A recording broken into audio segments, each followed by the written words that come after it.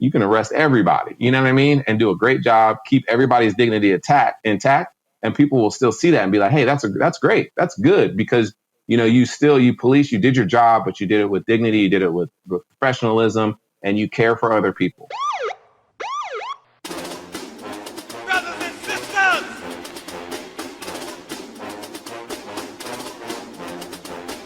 brothers and sisters, I don't know what this world is coming to. You're listening to the Black and Blue Podcast, a discussion and celebration of the roles of African Americans and other minorities in U.S. law enforcement. Your host on the Black and Blue Podcast is Dale Peters, a law enforcement professional with over 20 years experience in the business. Hop on board this Black and Blue train of interviews, current events, and pop culture conversations. So get ready. The Black and Blue Podcast is coming at you right now. All right, ladies and gentlemen, thank you for joining me on the Black and Blue Podcast. This is episode 3, I think it is. At least somewhere around there if we got the numbering right. But welcome to the Black and Blue Podcast. I'm your host, Dale. Thank you for joining me here today in season 2. I really enjoy you coming in and helping me out on this journey that's called Black and Blue, where you get to see officers from different parts of the country, minority officers from different parts of the country, and how we deal with things, and just to show you that we're people too. My next guest today, he is an officer with the Austin, Texas Police Department, all the way over there in Texas. I'm in California. Everybody, please help me welcome in my man, Jeremy Bohannon. What's going on, my man? Hey, what's happening, man? Thanks for having me on. I appreciate you. Thank you. So what's going on out there in Texas, in Austin, Texas right now? Man, we're experiencing some extreme weather right now, so everything's kind of iced up and snow all over the place. But everything's good. We're just chugging along. Trying to get through this 2021 and spread joy, spread love, and make the world a better place. Absolutely, yeah. Because today is Valentine's Day, so happy Valentine's Day to you and your significant other and everybody out there as well. Happy Valentine's Day. Brother. Yeah, we're going to knock this out and then get back to our significant others as we should. So thank you for joining me. So I mentioned you are an officer with the Austin Police Department in Austin, Texas. How long you been there? Yeah, so I've been with Austin Police Department for going on 8 years, a little over 8 years. Before that, I worked for the University of Texas Police Department. So I did 4 years there before switching over to APD.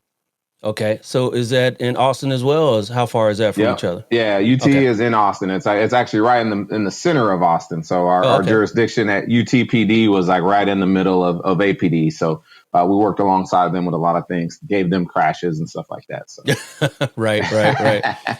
And what do you do over there right now at Austin? Right now I'm in the recruiting department. Just trying to find ways to get people into the department, get different experiences, different backgrounds. And so I'm a part of that process. So it's a real eye-opening experience for me, being a part of recruiting and kind of seeing the caliber of people who are putting in and even being surprised, of people that are, wanting to be a part of this and be a part of the change. Nice. So it's not hard to recruit out there in Austin, or what's the challenges with that? Yeah, there's always going to be challenges, especially with the climate, the culture. A lot of times people see, the support that you may or may not be getting from leadership, from city and stuff like that. And so that's what makes it tough. If you have people who are ahead of, making decisions for the city that aren't too fond of, the people who are wearing the badge, it's hard to recruit people into that when they see that. And so that's something that we're working on, and they want a better product, and so how do you get that better product if you don't support the people who are going in there? So right. That's the one challenge. That's the thing a lot of people talk to me about. It's like, how do you feel about that? And really, with everything, it's you make you're in charge of your attitude. You're in charge of your life and what's going on. Doesn't matter who's at the top. Doesn't matter who the president is or whatnot. You are still in charge of what happens to you in your life. We have to take personal responsibility for that. And if you come in here, you do your job, you do it to the best of your ability, then you shouldn't have too much to worry about. All right, cool. Well, since we're on the topic right now about recruitment, why don't you give a shameless plug to how people can get in touch with you or your department if they want to apply? Yeah, man. If you want to apply, you can go to Join APD on Instagram, Facebook, Austin Police Department recruiting page. Right now, recruiting is frozen, so we're not taking any new applications. We're still waiting on the city to see if we're going to have an academy and stuff like that. So yeah, if you want to apply, you can always hit me up, or if you want to ask questions, I'm always available through social media or through email, at Officer Bohannon on pretty much all the platforms. So yeah, hit me up. I'm open to any questions, and I won't shy away from hard questions and stuff. So if you got a question about APD, hit me up, or even just policing in general, hit me up, because this is the time to get in, to be a part of that change, because there will be some change. But I don't think it's as bad as a lot of people think it is. So yeah, no doubt. And how large is Austin PD? Yeah, so we're at about usually about 2,000 sworn, or we're scheduled for like 1,900 or 2,000. I think we're down to 15 or 16 just with retirement and resignings and stuff like that. So so we're a little bit lower, but we're in the 1,500 to 1,800 range at our department. Wow, that's a big department. I didn't know you guys were that big. Yeah, we're pretty big. I mean, we're not huge, but we have a big city, and so how big is the city? I think they're pushing. I think city limits is in the 700,000 to 800,000 range or something like that, almost to 1 million. But the area, with the outskirts cities and stuff like that, we're over 1 million, probably 1.5 million or something like that. So yeah, it's growing a lot. I keep hearing a lot about Austin. People moving there because the big tech boom is moving away from Silicon Valley out here in Cali, and everyone's moving out there to Texas, to Austin. You got a lot of the millennials and all that moving out there as well. So yeah, it sounds like Austin's the place to be. Yeah, it is. You talk to some real Texaners, they're like, "Hey, don't come." You know what I mean? But I moved down here in 2008, so I'm kind of I came before the big boom when the rush when people were coming. So I see where people see that. People come and try to change the culture, the atmosphere, and stuff like that. But I mean, it's a great city. I mean, I don't see myself living anywhere else, although I could, but. Austin just has everything to offer from, for kids, for families, for adults, for, old people. My mom wants to move down here. There's just a lot to do. People like to come visit, and there's a lot to do. So it's a fun place to be. Whereabouts in Texas is Austin? So Austin's pretty much central Texas. So we're, if you think about, and I didn't realize this till I got here. So we're kind of right in the middle of Texas. So north of Texas is Dallas. So Dallas is about a 2.5 hour drive, 2 hours, depending on who's driving. North of Austin, and then south is about an hour. San Antonio is about an hour south of Austin, and then Houston is about 2.5 hours to the east of Austin. So we're kind of like in the center, and then El Paso is like 10 hours, so Texas is huge. But yeah, we're right in the middle of Texas. So it's great because wherever you want to get to, you're pretty much, you can get there, the big cities are only an hour or two away. Okay. All right. Cool. And you mentioned that you moved there from somewhere else back in 2000 something. Where'd you come from? Yeah, 2008. Me and my wife have been together for a couple of years, and we decided to move. And so we ended up, looking at different places. She wanted to go to grad school, and we ended up moving to Austin, and she ended up getting into University of Texas for grad schools to get her master's. So we just moved down here and just to try it out, just kind of on a whim. I had never been here. She had visited once. And as soon as I got here, I fell in love and, planted them roots, man. So, now I'm stuck, But where'd you come from? Come from Washington State. Sorry, that's why I forgot to mention that. So we started in Washington State. So born and raised in Washington. I actually met my wife in California, in San Bernardino. My grandparents lived there. And so I met her in California, but we grew up about 40 minutes away from each other and never knew each other. So we knew each other. I knew her family. Her family knew me, but I never knew her. We were up literally 40 minutes away from each other. So we probably crossed paths a bunch of times because our area is really small. And then we went to college about 8 miles away from each other and didn't meet each other there either. I knew her sister. And so that's kind of how we met in California when she was there and I was there. And so we kind of linked up there. So we moved back to Washington State and then, came down here. So. Man, that sounds like some sort of love story, lifetime love story there. Yeah. We might have to make a little movie or something. Yeah. But yeah, man, it was a Star-crossed blessing, man. lovers or You know something how like it is. that. Yeah, definitely. So That's what's up. That's it what's was up. definitely meant to be. Definitely meant to be. Yeah. And where'd you go to school? So I went to Washington State University. So I went there on a football scholarship. Okay. So I had a few choices, but I decided to stay home because super close knit family. I wanted them to be able to go to every game without any issues. And then I love the family atmosphere of the school I went to too. So we had a great ride when I was there. Had like 3 10-win seasons, went to bowl games. So it was a great experience because we traveled a Nice. lot. We played against some of the best football players, ever that played Like college football. SC, So like SC, right? yeah. We played against SC a few times. I got a win against them. But then, Oh, okay. Reggie Bush and Matt Leinart decided to, Dwayne Jarrett and them guys decided to So get you good played on during us. that And era, Pete Carroll yeah, era. yeah, Now, all right, yeah. all So right. they had some What'd you play? squads back then, man. I played safety. Okay, all Yeah, I right. played safety. So Did you get a yeah, pick so. against Matt Leinart? Did I get a pick? No, I got a sack though. Got a Oh, sack. Didn't get okay. a pick. Yeah, Nice. I actually won Defensive Player of the Week against USC that year. I think that was my senior year. I think I had like 13, 14 tackles, which isn't great because as a safety, you don't want to have that many tackles. That means they're getting behind your linebackers. But yeah, I had a bunch of Right. tackles that game. So I had a pretty decent game, against some good competition. So. Nice. So the number one question now is, since you grew up in Washington State, but now you in Texas, are you a Seahawk or are you a Cowboy?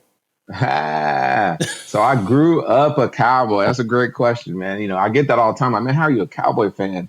So my little brother, he lives here. He lives here too in Texas with me, and he's a huge diehard Seahawks fan. But if you look at like the '80s, and the Seahawks were bad, like, and they look bad. Yeah. Yep. Their uniforms were just ugly. And and my cousin, Yep. we played. We called it Grid Kids. Our Pop Warner was called Grid Kids, and my cousin played for the Seahawks.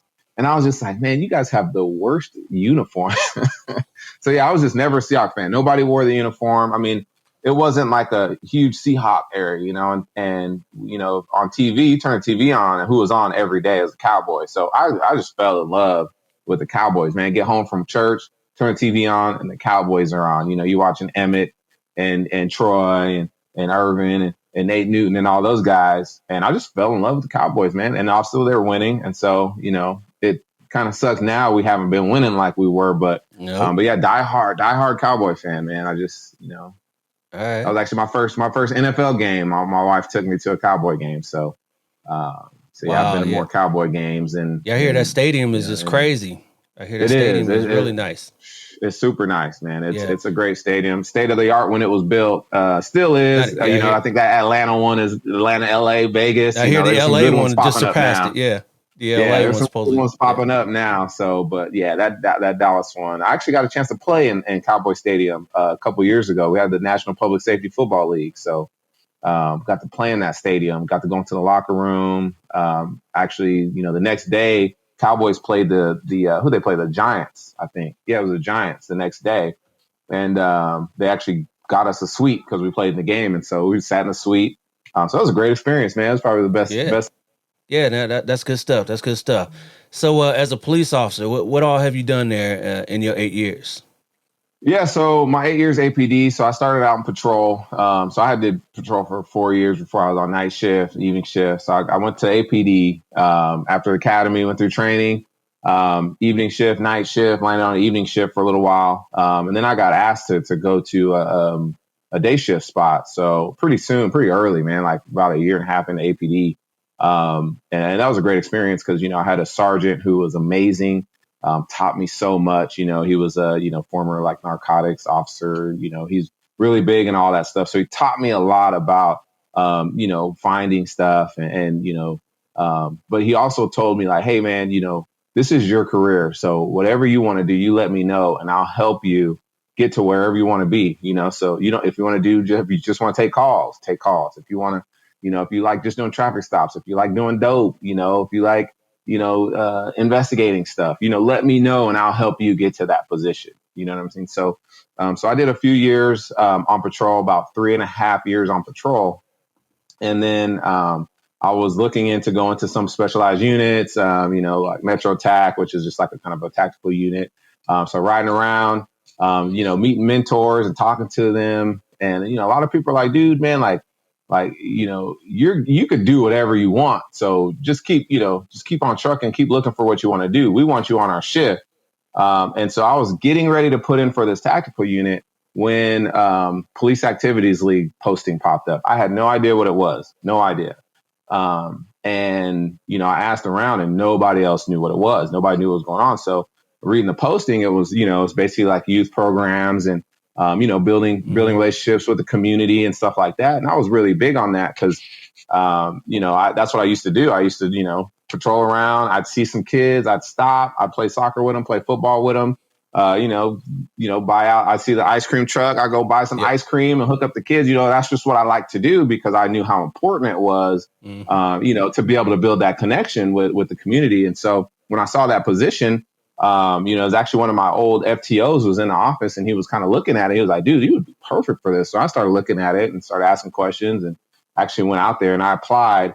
And I didn't get it right away, and so then I started looking back at going to tactical units and stuff like that.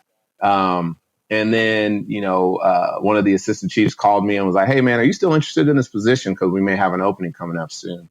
And so he's like, put back in. And so I did. And I ended up getting the spot. And it was probably one of the best things I ever did because it really opened me up to the entire department because, I was told by a great chief who's in Houston now. He basically asked me, he told me when I first started, he said, man, I want you to go out there and create community policing opportunities for our officers, man. It's super important. And I know this is something that you would be great at, you know what I mean? And so I just kind of took it from there and just started trying to just coming up with ideas, coming up with, things to be able to build that connection. And so, I did that for the last 5 or 6 years before I moved over to recruiting. Yeah.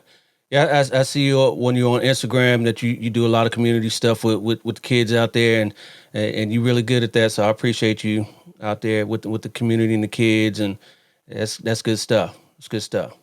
Yeah, man, I appreciate it, man. Yeah, it's a lot of trial and error. You know what I'm saying? It's it's something that when you become a police officer, you don't think, hey, I'm going to be like coordinating stuff. Or I'm going to be trying to build these relationships and build trust and find ways to connect people. It's like you think you're going in and, hey, I'm making the world a better place by arresting people for doing bad things. You know what I mean? And it's like, right. That's a huge part of it. Yes, it is a huge part. But when you're viewed a certain way, is that the only part that we should be doing, And so we've already been handed all these societal issues. Why don't we try to help change those societal issues or make those societal issues better?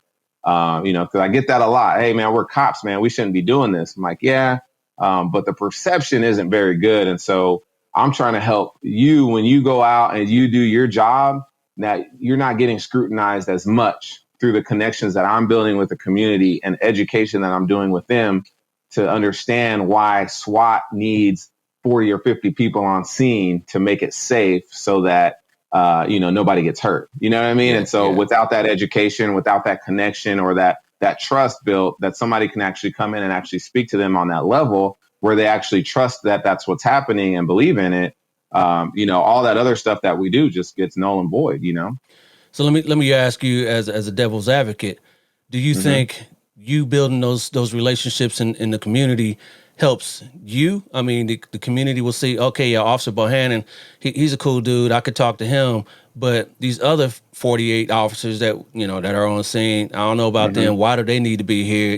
Does that really, do you being out there and talking to these people really help that situation out?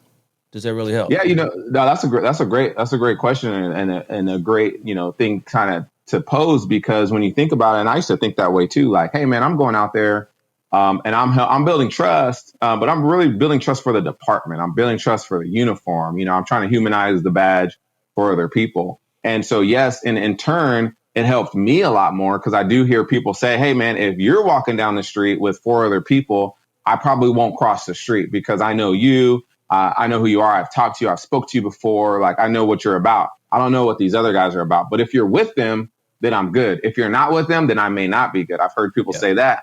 But then I've also heard people say, hey, man, you telling me this or you letting me know this information really changed my perspective when I watched this video. Or when when an officer stops me and I automatically think that officer's racist or racially profiling me, I can say, oh yeah, my bad. I did have my seatbelt off, or, you know what I'm saying? Like, oh, okay, my tags are out. You know what I'm saying? It's like, and so having that type of education where it's like, and I had to really look into what I was doing. And like I said, it was trial and error, man. It's been doing it for a long time. Yeah. And even I'm still learning every single day of the best way to do it, because, my trust, the trust that I build isn't going to help everybody else having that individual trust.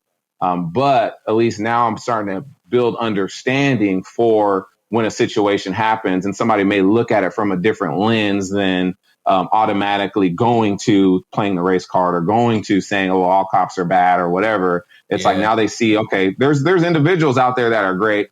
I don't know who they are. And that's another thing. It's, the community doesn't get to pick which officers come to the scene. You know what I'm saying? Like, I can't be like, hey, I want Officer Dale, I want Officer Jeremy, I want you and you. Okay, you guys come, I have a situation, come talk to us. You know what I mean? It's like, we can go to a restaurant and say, hey, I don't want this, or I have a bad experience at a restaurant. I'm like, hey, I'm not going to go to that restaurant again. You know what I mean? Like, I'll go to this other one. Like, hey, I'll write a Yelp review, whatever. Let my friends know, hey, we're not doing business there anymore. And that's the power of the people, pretty much. The people have that power to say, hey, we don't want this. All right, cool. Like, you're not doing it the way that we think you should be doing it. So I'm not going to go to you. I'm going to go to somebody else. But as police, they don't get that opportunity. And so, so they have to know that, hey, there are people within that restaurant or whatever that are trying to make things better for them, and also trying to educate everybody else on why people don't like what the product that they're getting. And that's the thing. It's like, not saying that the product is bad or the people are bad, but the product that they get sometimes and the experiences that they see, or, whatever's going on, they just don't like it. And so if people understand why it's not liked, then they can start being a little more intentional with the relationship building, the trust building, the education that we give to the community. Because, I can go all day and tell people, hey, change, make sure you lock your doors and do all that. That's great education to stay safe. But why aren't we saying, hey, these are the 100 or 200 reasons why you could be stopped? You know what I mean? And if you take care of your tags, you take care of your driver's license, you take care of this stuff, you probably won't get stopped. Don't smoke weed in your car, you won't get stopped, or you won't get searched, So it's like education type stuff like that is really what gets people thinking, like, okay, man, there's all these reasons that it could be, and not just this one. And so if you get started, it's just trying to make the product a little bit better for people so that they'll, they won't be afraid to call. They won't be afraid to say, hey, yo, man, it was Ray. That was a dude that did it. You know what I'm saying? Yep. Like, man, try to clean up the communities that way. That's just the way I kind of think of things. It's like on a broader term. Like, I know that everybody has different experiences. I know that not everybody believes in systemic racism, or not everybody believes in this stuff. However, we are still in the business of customer service, and whatever we do, we have to do it with the customer in mind. You know what I mean? It's the unhappy customer, will tell you if your product is good or bad or whatnot, because you don't want too many unhappy customers. You want all your customers to be happy. The happy ones aren't going to say nothing. They're not going to say, hey, you need to change, blah, blah, blah. Like I'm the cat that, I get a squeaky wheel. Yeah. I'm the cat. I get a plate. I don't like it. I'm just going to eat it. I'm not going to send it back to the manager and send it back to the chef, tell him to change it. I'm going to eat it. You know what I'm saying? So I'm that type of person. But there's a lot of people that are going to look at it and be like, this is disgusting. I'm out. And then go tell all their friends. And now everybody's like, yep, we're not going there. We're not going there. And so those are the people that we have to kind of cater to, and it sucks, but that's just the way it is. That's how everything is. That's how business is. That's how politics is. That's how everything is. And so in policing, we don't want to do that. We're like, no, everything's good. Everything's fine. Like, let's not worry about it. But it's those unhappy customers that if you win those people over, if you start making changes for them and some of the things that they want to see in their own communities, the type of officer that they want to come, to solve this homicide or to help, that type of person. And it's not the color of the skin. It's just that type of person, that person that's going to have a little bit more empathy, that's going to not talk down to them, that's going to believe their story or whatnot. And that's what they want. So why aren't we trying to prepare and create something for that? That way, now you're not saying, hey, we need to get rid of these guys. You know what I'm saying? It's hey, they're just making a better product. They have a different thought process. They're more empathetic. They want to build more relationships and build trust with us. Okay, cool. Yes. Now we can do this. They're not the occupying force anymore. They're the community builders. Yeah. So on the flip side of that, would you educating the community? Do you kind of bring back what the community tells you back to your department and kind of help the officers kind of interact with the community? Definitely. Yeah. Like, man, all the time. You know what I'm saying? And honestly, it took 2020 for me to really understand that. You know what I mean? Because I had been spending so much time in the community, educating the kids, educating adults, teachers, principals. Like, hey, I know some people may not like police here, but hey, these are things that we can do. Like, hey, can we come and do an event with you guys? Can we come and do something at PE or do something with lunch or bring pizza or do something like this? Why? Because we want to build these relationships. And then while building those relationships, we're educating them on what we do, why we do it, the job and all that stuff. It just makes it easier to do that. But at the same time, when they're giving me information, I go and I take that back to the department. Like, hey, these are the things that the community wants to see. They want to see more. And over the years, it's been the same thing. Like people, when you talk to people, like, and I'll do this randomly when I'm patrolling, because I'll work patrol every once in a while. And I'll see people on the corner, and I know some of the corners I used to work on, and I'll just get out after call or something. I'll go talk to them. 2 or 3 people will walk off because I know what they're doing, but I don't care. I'm worried about what people are thinking about the department. You know what I'm saying? And I think about that. What do you guys think about us? And I'll stop and talk, be like, yeah, man, some of you guys are cool, man, but some of you guys, man, I just hate the way you guys mean mug. Like, it's almost like you're just waiting for us to do something wrong, and yeah, some people out here doing some things wrong, but some of it, this is all we got, I don't want to sit in my home. I ain't even got air conditioning, I'm sit out here at the bus stop, and chill and chop it up with people, And so, when you talk to them, they're like, when you ask them what they want to see, is like, man, I just want to see, you guys be a little bit more engaging with us. You know what I'm saying? And just come hang out, just come say what's up. We might give you some information if you just come say hi. And we don't feel like you're just our watchdogs. You know what I mean? And so, and I tell people that, and some people understand it and some people just don't, and that's something you have to realize, like not everybody's going to see it your way. And so you're constantly trying to figure out different ways to package the information for people to understand it. So you have to come up with some type of analogy, or you have to, and it's exhausting. But it's necessary and it's needed, because at some point the right person is going to hear that message, and then it might really get the ball rolling and make change happen. Yeah, definitely. So you've been with Austin for 8 years, and you were with UT for a little bit 4 years before that. What brought you into law enforcement in the first place? So when I got done playing football, didn't make it to the NFL. I got a couple tryouts and messed up my Achilles and my hip flexor. I was all tore up, man. And and maybe I just wasn't good enough either, and so I started, working really. I was like, trying to find a job, trying to figure out what I was going to do. Started playing, semi-pro football, or not semi-pro, but I played arena football, got paid to do that. And then I played professionally in Austria. And that's really where things changed for me. That's when I really learned my ignorance towards stuff. I literally cut my braids off because I didn't think there was anybody in Austria that could braid my hair. And as soon as I got off the airplane, you know what I mean? As soon as I got off the airplane. Not in Austria, yeah. Man, homeboy picked me up, man. He's Dominican, had long braids, clean. I'm like, oh. And I had braids for about 5 years, man. And I literally cut them off because I didn't think anybody was going to be able to braid them. And I didn't want to look crazy in Austria, Yeah. And so, but anyway, so I did that. I played football there. They play American football in Austria? American football, American rules? Professional. American rules and everything, dude. They have their league is set up kind of like how soccer is. So each country has their own league, right? So it was Austrian Football League. Germany had one, Czech Republic, Italy. Everybody had their own soccer league where they play their games. And within those games, they did like Euro, like inter-country type things. So like almost like UEFA Cup, how soccer does it over there.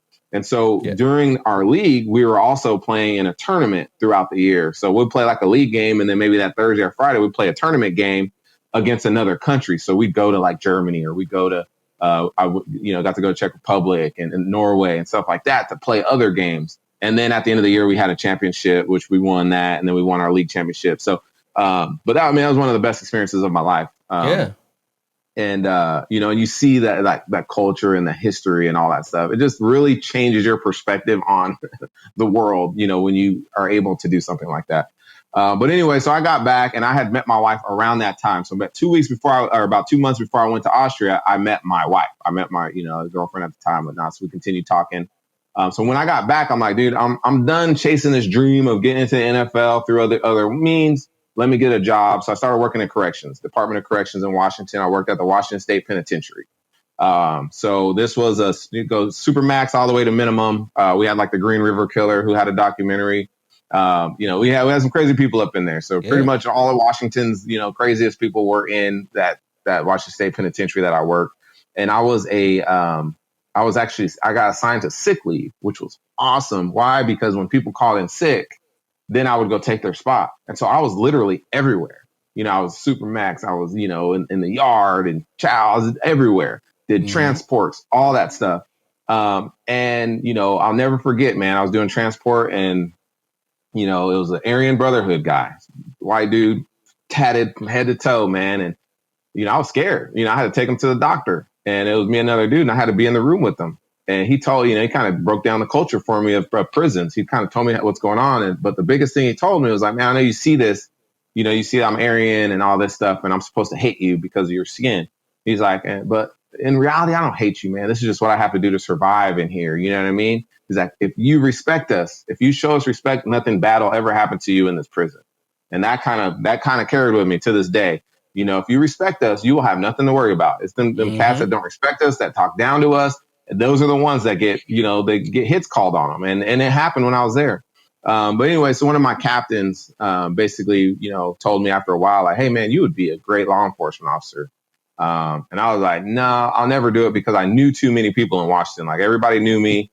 I had people who would hit me up when they knew I was in the prison. Like, hey, man, hey, remember me from high school, man? Hey, my cousin's in there, man. Take something in there for him. I'm like, come on, man. Like, nah, man. So I knew if I was a cop there, you know what I'm saying? I have people trying to ask me to do stuff and bribes, all this other crap. So I'm like, dude, I'll never be a cop where I live because I just know everybody, But then we ended up moving down to Texas and I just started applying for police departments. And so that's how I kind of got in. I never thought about law enforcement until that captain said, hey, you would make a good cop. And then, when I moved down here, I was like, man, I need a job. So I started applying and I got in with UT. Yeah, divine intervention right there. Divine intervention. Oh yeah. So what's the family and the friends think about you being a cop though? Initially, you get your normal, oh man, you about to be a snitch now, you get your normal stuff, my wife was always very supportive. My family is always very supportive. Although my brother and some of my cousins make fun at first, they're super supportive of me going in because they know what type of person I am. And they know it's kind of in my nature, to help people, and so, so I've always had nothing but support, my grandparents drove all the way down here from California, to see me graduate. And that's kind of one of the best moments, cause, I'm there and, there's 70, 80 cadets in our, we had 77 cadets graduate and I got the honor cadet. And, that was when my family, my grandparents really knew that I was all in for this. And, I just love it, and so, and they see that too. And I think that's what's helped me along this journey is, they see how, through me, like they're able to see that, hey, when they look at stuff, they're like, man, these officers aren't as bad as what people are trying to make them out to be, and so they kind of help with that mission of building that, building those bonds within their communities, because they know that there's officers within every single department that are out there and they're trying to do their best and they're willing to lay their life down for people. And they want to understand. And sometimes they just don't have that medium. They don't have that connection, that bridge that was built to be able to come together. And so, that's what I'm about, trying to make sure that those bridges are built for people, but then making sure people cross those bridges.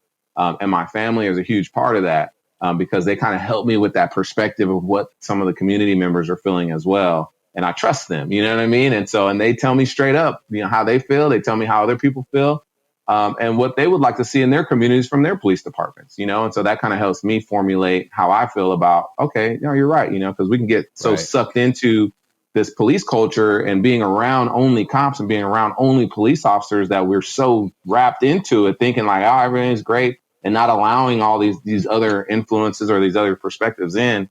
And I've been kind of the opposite. Like I've listened to the community more just to kind of see like, hey, I want to know how we're being perceived because I don't want y'all to think that's me. You know what I mean? And so that kind of shapes the way that I operate.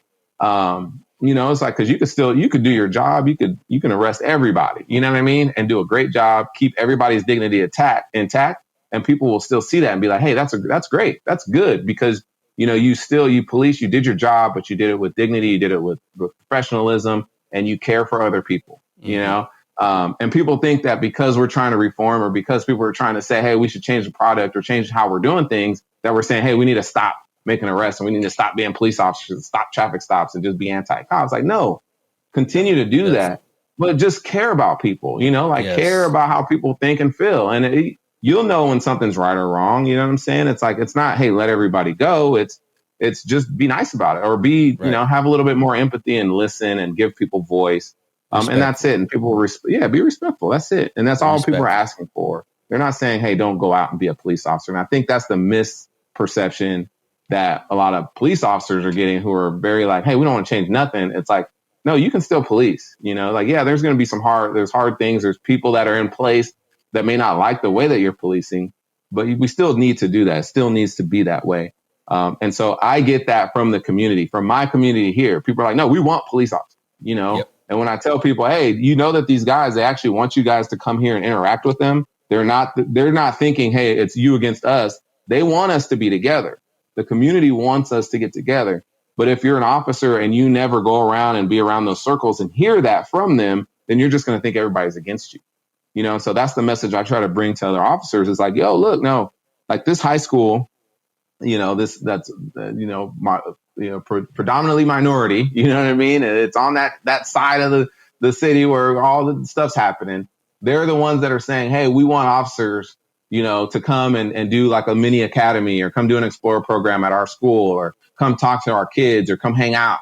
You know what I mean? And when you tell people that, they're like, no way. No, they were just marching against us last year. Like, yeah, but they're just saying they want a better product. And so why aren't we just showing them a better product? That's it. That's all people are asking for, Absolutely. But, we convolute it with, oh, well, they want this or this. That's like, yeah, there's going to be individuals and outliers and people that are going to say, hey, we don't want cops here or, we don't want you to do this. But the vast majority of people, they just want a better product. That's it. Better product. And if you have that product, then just show it. You know what I'm saying? Like, that what you can do, like, don't be afraid to open up and interact with people and talk and have real conversations. And I think that's another big problem is that as officers, we want to keep everything tight. We don't want to tell you why you've been stopped. We don't want to tell you what we do and why we do it because we want to make sure you don't have any information, any knowledge, so that we can do those types of things, And so some people have that feeling too. And it's like, we have to get away from that and start educating people on how they can protect themselves and become successful. It's like, you can be successful and you won't even have to worry about getting pulled over. Why? Because all your stuff's in order. It's like, if I get pulled over, I'm not worried that I'm going to go to jail because I don't have anything to hide. I haven't done anything. Like, I may have ran the stop sign. I may have, done this. I'll take my ticket. But I know that you're not going to search and find a bag of weed in my car or, you know what I'm saying? Or see that I got warrants because I didn't pay my tickets, so that's that thing that I go into the community. I'm like, it's nice to be able to, drive around and not look over your shoulder and not be afraid that you're going to get pulled over because you're probably going to go to jail because you got a warrant or because something's going on, And so there's a lot, man. There's a lot to it, man. It's just it's so complex. But in my mind, it's like so simple, Yeah. One thing I've heard is that, us as officers, especially minority officers, educating the community of what to do when they get stopped by a police officer, don't make any sudden moves, keep your hands on steering wheel and all this type of stuff. But then I hear on the flip side is that why should it be the community's responsibility to make sure that the cop isn't scared, that the cop remains professional? The cop, he's hired to be professional. He's hired to be able to sift through these things. What do you think about that? Yeah, and that's that's a good way to put it too. And what I say to that, and I actually literally just did like a police interactions class with some kids last week. And that was pretty much the question. Like, why aren't you guys just hiring better officers that aren't afraid of us? You know what I mean? It's like, instead of saying, well, don't do this. And, and that's a legitimate argument, however, like I said before, you don't know who you're going to get, and you can't sift through every single person that becomes a police officer to make sure that they're not going to have any type of fear towards anybody, or because those are all based off of people's personal experiences and all this stuff. And you're never going to know until you put them in that situation and see what happens in that situation sometimes. And so, because training academy environments aren't going to be, 100% it's not the same. right. Yeah. It's control. It's a controlled environment. Even when you put the chaos in there, people know that they're training. So they know they're not going to die in that situation. You know what I'm saying? And so that's a whole nother, we could spend 6 hours on that. You know what I mean? However, we got time. I tell people this. Yeah. I tell people this all the time. I'm like, look, and I think I made a video on it, and, I basically was like, hey, just don't put your life in the hands of somebody else. Right. And so in order to not do that, and what I mean by that is, officers, even the best officers, even the most empathetic, even, the most non-racist, whatever, like, you just think of the best officer that you have,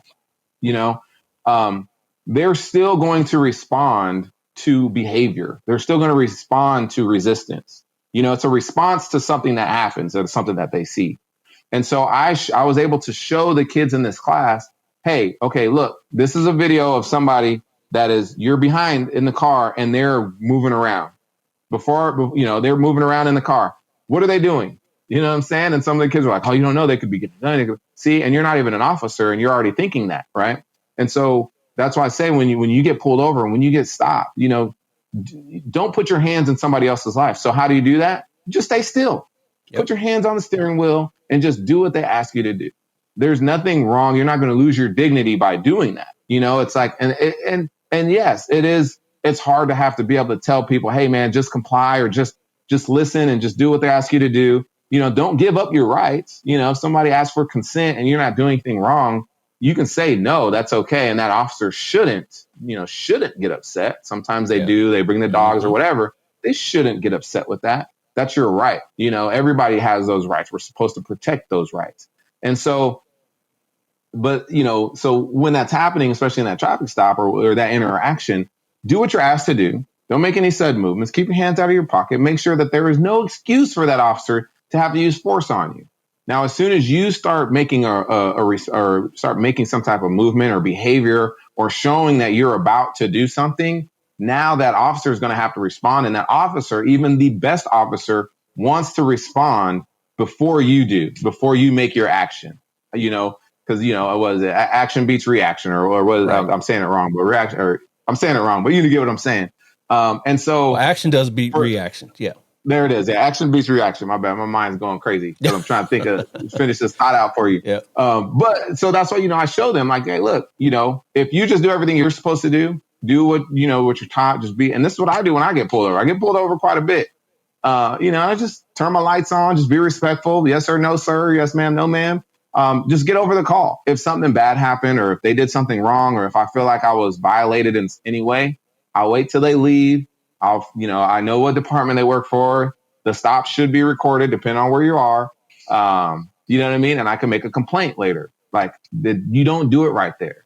And so, yes, the community should not have to worry about being the ones that are professional and respectful and all this stuff. However, you don't know who you're going to get. And until we can get to that product that we know that 100%, which will never happen, that 100% of every officer is using empathy and being professional and being respectful every single time, no matter what, the community, this is what you need to do to keep yourself safe so that you can go home. And so, yeah, it sucks that we have to do this, but this is what we're doing right now until we can make a better product. And I don't, some people are like, well, why don't we just get rid of it all?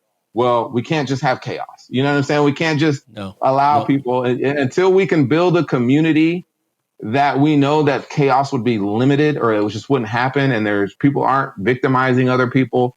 There's no crime or nothing like that. Until you can build a community that's like that, then you can start talking about getting rid of the police department. Yeah.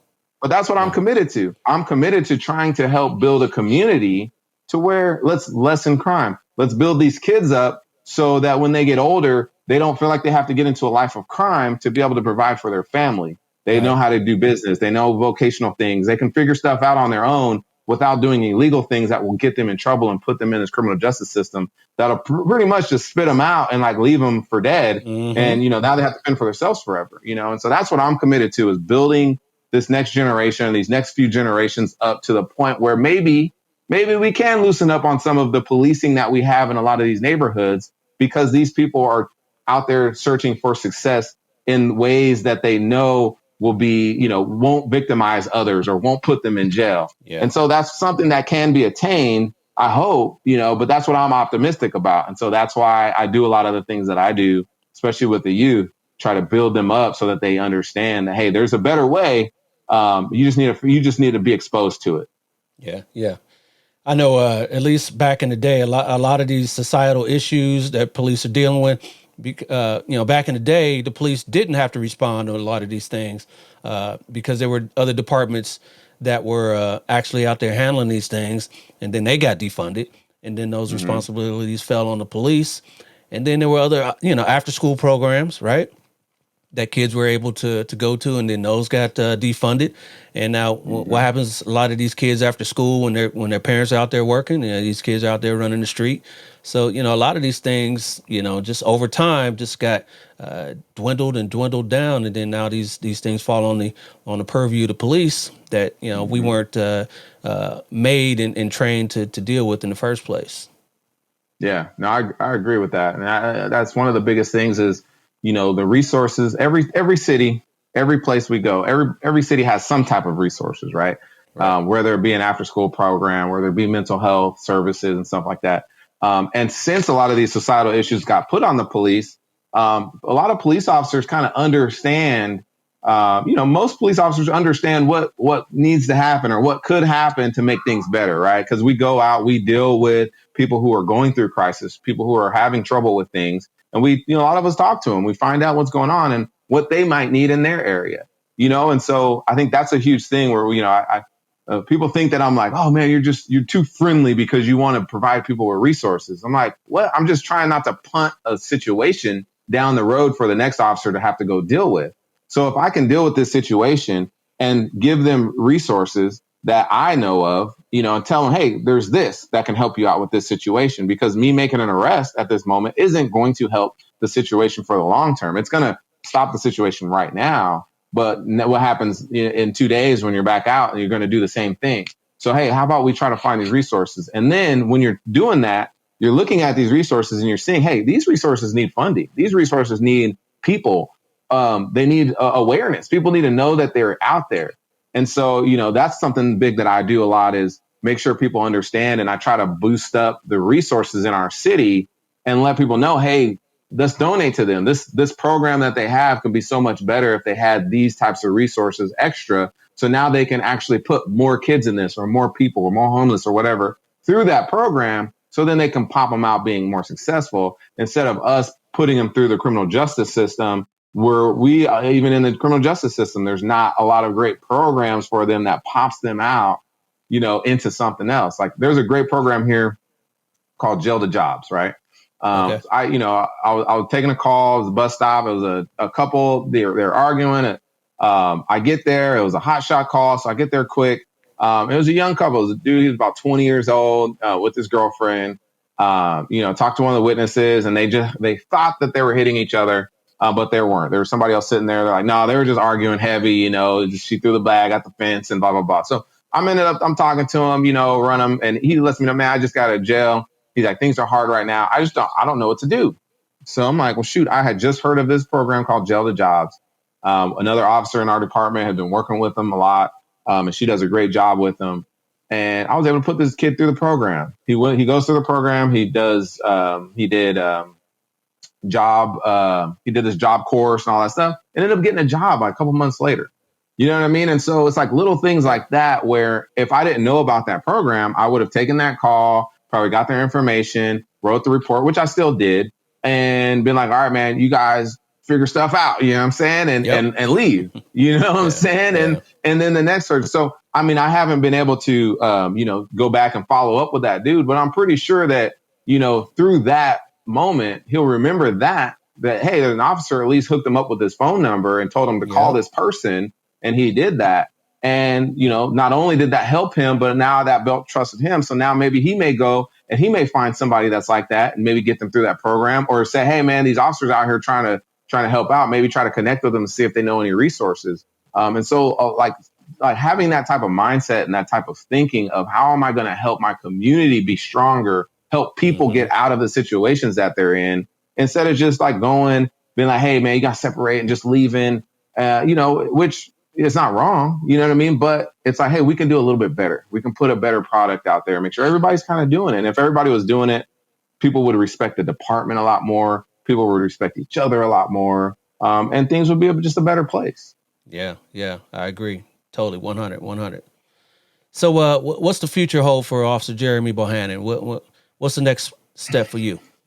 Man, I'm trying to write a book. It's hard because I've never been a good writer. I wasn't the best student. You know what I mean? So, so pretty much like the stuff I talk about a lot, community building, and it's kind of along the premises of building generational trust, right?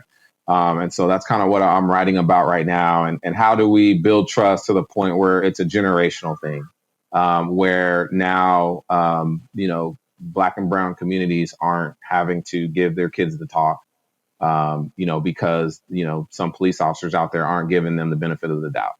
You know what I mean? And so, and that's, and I want to be able to help departments and help officers who are kind of in that mode of, hey, I want to be able to do community policing in my neighborhood. My chain of command won't let me. I don't know what I should be doing. What can I do or whatnot, And so I get those types of questions a lot. And so through the questions that I get, through helping other people kind of like talk their way through or figure their way out to being able to be more a part of their community, that's when I thought of, hey, man, why don't I just write a book, and start thinking about, how I'm going to help other departments, how I'm going to help train people, and what I did, and really just use my experiences, 5 or 6 years of really trying to find ways to connect the community together with the police department and use all those experiences. I mean, I have a boatload of stories and testimonials and great experiences with people and different things that I've heard and seen, that I feel like it would be good. Now it's time to really put it all together and kind of share it in a way that people would receive it, to where now they're thinking about how they can make their own communities better. And I hope it's something that spreads, countrywide, because, it's needed everywhere. Every department, there's not a single department, even the best one, whoever is number one, that has ultimate trust with their community. You know what I mean? Like there's not one. Yeah. And so we're always looking for best practices. We're looking for models. We're looking for who's doing it the right way. And I don't think there's a right or wrong way. I think everybody's doing it their own way. And I think all that stuff just needs to come together. Like, it's almost like we need to build some type of coalition of, hey, like this isn't not just the one way, right? So like Officer Bohannon's way is not the one way. There may be 100 different ways. And so officers should be able to be like, hey man, I like this, what they're doing. I'm going to try that in my city. Or I like this, what they're doing. I'm going to try that in my city. But it's like, just try something, right? And evaluate it. If it works for your community, keep it. If it doesn't, try the next thing. You know what I mean? Like this stuff doesn't have to be perfect. You know what I mean? As long as you're not hurting people and killing people, because of the program that you chose, then you should be fine. And so just choose something and just try it, see if it works. If it doesn't, do something else, but make sure it spreads. And the biggest message is for executive staff, for command staff. Hey, allow your officers the ability to go out and do stuff. Like, I used to be afraid. Like, I ain't gonna lie, man. Like when I first started, I was afraid to get out of the car, and, I'd see kids running track on the track during PE, and I would, I'd be writing my report, and I'm like, man, I want to go out there, but I might get in trouble, and so this was early on in my career, and I was just like, damn, I won't do it. I don't want to get in trouble, man. And so, one day I was just like, man, forget it, man. I'm about to get out there. That's when I started doing that. I started playing football with the kids, and I was just like, another officer showed up, and then he started playing with us, and it was cool. And I was still afraid to like tell my supervisor, because I'm like, damn, I'm going to get in trouble. You know what I mean? And I was like, I hope these person don't say nothing, But then as time went on, I just kept doing it. And then, supervisors started seeing it and all that. Like, oh man, this is great. Go ahead, do it, just as long as you're not like missing your calls or, as long as you still hear your radio or, you know what I'm saying? You're still taking care of business, because what are we doing most of the time? If you're patrolling in your city, you're not, sometimes you are called to call, and you're not able to do that. But, you can still be proactive. You can still do your stops. You can still go look for stuff. You can still, you still go to lunch. Sometimes you chill a little bit. You may have to call your wife or something, or, may do something else, or, so it's like there's time in your day. And usually if you give a kid 1 minute to 2 minutes, sometimes that's all they need, or go stop and talk to somebody for 1 or 2 minutes. Man, that's better than nothing, And so and they look just forward empowering people. They look forward. They want you to stop. They want us. There's some people that will talk your ear off for hours, No doubt. but they want that to happen, And so, but I can see where if you're a new officer, you just came on, and you just got done with training or whatever, you don't want to be seen as that type of person, because that's not the culture. You know what I mean? And so that's why the culture needs to at least change, or at least people need to be empowered to do that and to be more involved with their community, because it'll help them down the road, man. Just imagine, you're a homicide detective and everybody knows you, and you show up and people are willing to give you information, or, because they know that you're not going to, when you catch the dude, you're not going to hurt him. You know what I'm saying? You're not going to give him a couple extra kicks in the rib. You know what I mean? Like, you're going to be respectful, and or you're not going to say they ain't the one who told me that you did. Or you're not going to snitch on a person who told you. It's like, because hey, man, it's not like you only know one person. You know the whole community, so they'll have no idea. And if you can have a better bond with your community than the gangsters and the drug dealers in your community, then you're doing some things. You know what I mean? Because people will know that you care about them and their success and their being able to live a life that they want to live, and whatever they view success as being, that's what they get to do in their communities. And if you're being a part of that and they see you as somebody that's trying to protect that, man, I don't care who you are, dude. You could be, the most conservative, cop in the world that, just came off the farm. You will be respected and trusted in any community, no matter what. It doesn't matter what you look like, what you sound like, where you're from. You will be respected if you just show the people that you care enough to just stop and talk and hang out or do something. Yes. You know what I mean? Instead of the only time you going and interacting with these people is when it's a bad situation for them. Yeah. That's we can't have that. We have to create positive encounters as much as possible, because then those positive encounters will outweigh those negative ones. Yep. Got to get away from that hook 'em and book 'em culture and mentality, and get out the car and be that change. Yeah. Got to. Yeah. All right, brother. I appreciate you coming on, and this is real good talk, real good conversation. Real quick, what's the Bowflex I see there on your shirt? Oh man, this is my little brother's fitness company, man. So it's Team Bowflex. He's a power lifter and not power lifter, but a bodybuilder. So he trains a lot of, in our area. So he's doing a good job, man. He's I always support, my little brother, man. We grew up together, so we support each other. And so everybody out there, go check out Team Bowflex, man. He's my younger brother, but he's on everything. He's on Instagram. You can just look for Team Bowflex or Justin Bowflex Bohannon. He's in there, man. He's my little shorter brother, but he's bigger than me now. He's got a lot more muscle. He took my gym membership, man. That's how we got started, man. He took my gym membership. He didn't take it. I gave it to him because I didn't have time to go. I had just had my first kid. And, so when he moved from Arizona, he got out of the military, moved here. He's having a lot of PTSD, a lot of, problems. So he also has a nonprofit called Make a Vet Sweat. Where he puts people through group training into different gyms and stuff, just as a way to get over PTSD. So he used fitness, to help people get through their depression and all that stuff. And so he was going through it himself. And man, he used my card. I just let him use my card to go to the gym. I hope the gym don't get mad at me for passing on my membership. But man, and then the statute is elapsed on that. Don't worry about it. Yeah. I think I'm good. Yeah. It's been a while, man. It's been about 10 years, but man, he just took off, man. And I can't even hang with him in the gym like that no more, man. It's crazy. So it's fun to watch. And, I'm just proud that, he's been able to take on something and really be a force, even in our community, man. He's people know him more than they know me in our community, so I think that's pretty cool, man. That's, my little brother's making some waves in the fitness industry. So he followed you down to Texas, or? Yeah, man. So he got out of the military, served 3 tours in Iraq, 1 in Afghanistan, 2 in Iraq. Yeah. And, infantry. Thank you, little Bo, for that. Yeah. Thanks, little Bo, man. Yeah. So, so he spent 11 years in the military.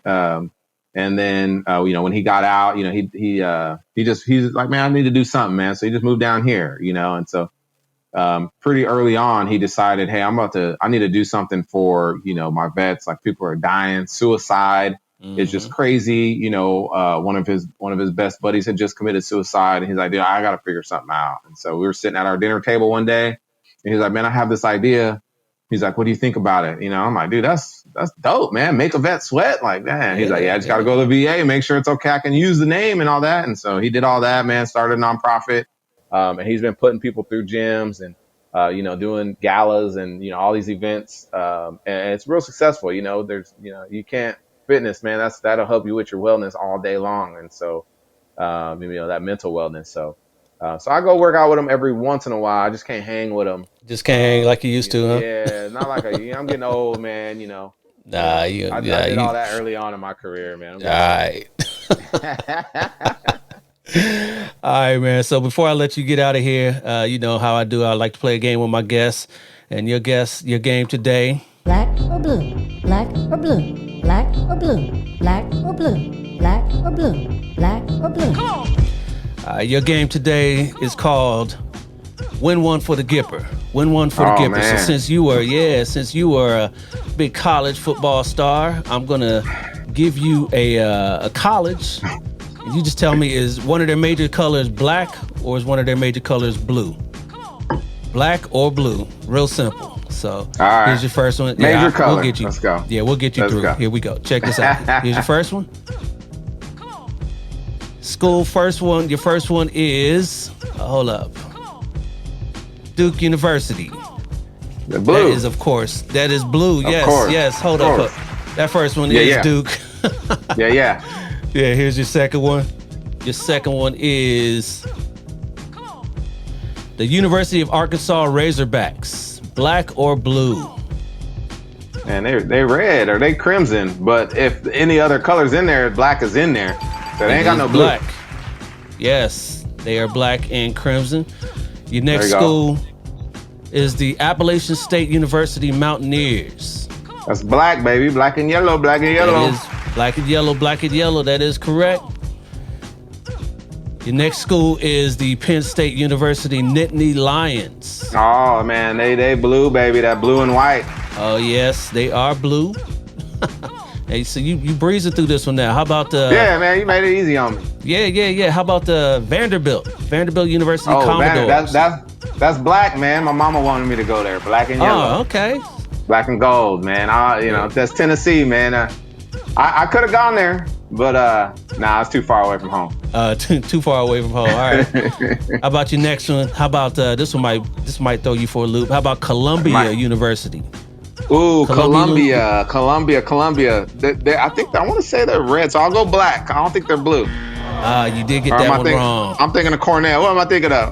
Columbia, they are blue. I'm thinking of, okay, who am I thinking of? Well, I'm thinking of Cornell. Yeah, probably. Man, I think Cornell's brown or something like that. Yeah. Oh, no, brown is brown. Yeah, you're right. So I don't think about Columbia because that's Ivy. You know what I'm saying? That's what I was saying. That was out of my league. That was out of my league. Do they really have football? Do they really have football? I think they do though. I think they do. They do. But it's just too smart for me, so that's why I lost that one. University of Kansas. Jayhawks, blue. They are blue. Indeed. And here's I gotta your be next serious one. now. How about the University of Tulsa Golden Hurricane? Ooh, them Hurricanes are blue. They are blue. Yeah. Breezing you through this. How about this one? How about the San Diego State University Aztecs? That's the black and red. You better know that one. I better. Yeah. We got you through that one. You got more right than you got wrong, so we're going to call you the winner. Yes. Not everybody's perfect, baby. Everybody hands go up. Ooh. Yeah, we got you through that. Yeah. You only got one wrong. I'm mad I missed that Columbia, man. I knew that. Hey, did you know that? I said it afterwards. Yeah. It's all good, bro. Well, man, I appreciate you for coming on and sharing some stories with us and your insight and all that. It was real good stuff. I appreciate you. Tell everybody again how they can reach you on your IG and Facebook or whatever else you got. Yeah, so IG, Officer Bohannon. Same thing with Facebook, Instagram, TikTok, Officer Bohannon on TikTok. Wait a minute, so you doing TikTok too? Yeah, you doing the dances? What are you doing? I ain't gonna lie, man. I was really heavy on TikTok, man. I'm at about 28,000 followers right now. So I'm, nice. my TikTok game's kind of weak right now. It's hard to TikTok. You got to kind of prepare and make good videos and content and stuff. So, you can't just post something, like TikTok, you got to be ready. But my wife, she's like really good on there. And so she gives me ideas. And I'll be sleeping on it though. So I need to get back on it, but I sleep on TikTok. I just like to scroll through, man. There's just so much good stuff on that. Yeah. I gotta get on my TikTok. I got an account. I haven't done anything on it yet. So trying to figure out how to incorporate my, my style of stuff on the TikTok. Yeah, man, you can do it, man. Just clips, man. You know what I'm saying? Like, I see you just look at a lot of podcasters, man. They be on there. Some people just get big off of some of the stuff. They're just talking, you know what I'm saying? And so you ain't got to dance. I think that's a big thing. Like, listen, Gary Vee, even last year, he's like, man, you don't got to dance on there. Just look at what other people are doing and just copy that and put your content over it or on it. And, sometimes use the sounds, use your own sounds and people will find you, man. And you'll get a lot, because, TikTok's crazy, man. Like you throw something up and, you get 1,000 views like pretty quick, and you be trying to get that on Instagram, like, shoot, you don't see that anywhere else. No. So, the reach is a lot cheaper now.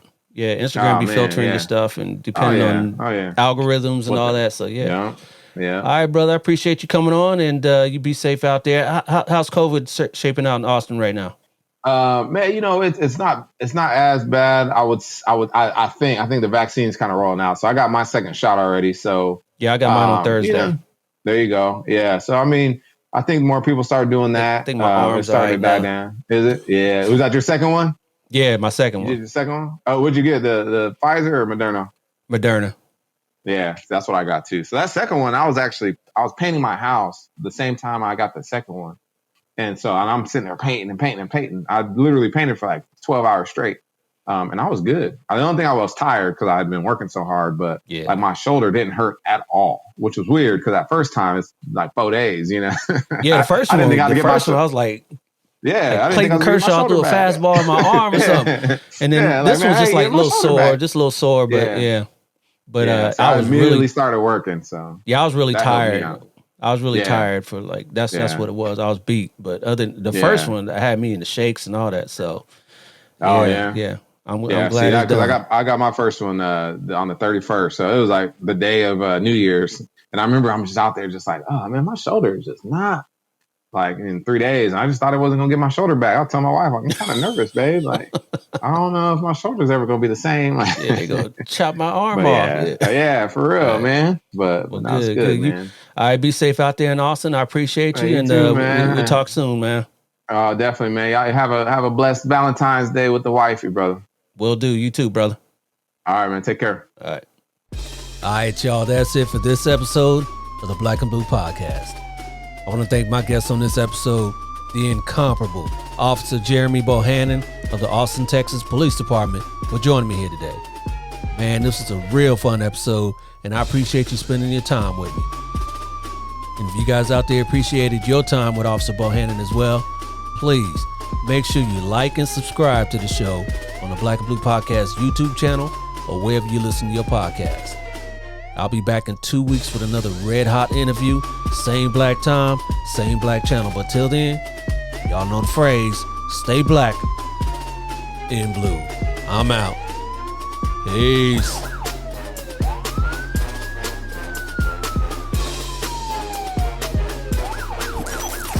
This has been a Maitre D Entertainment presentation.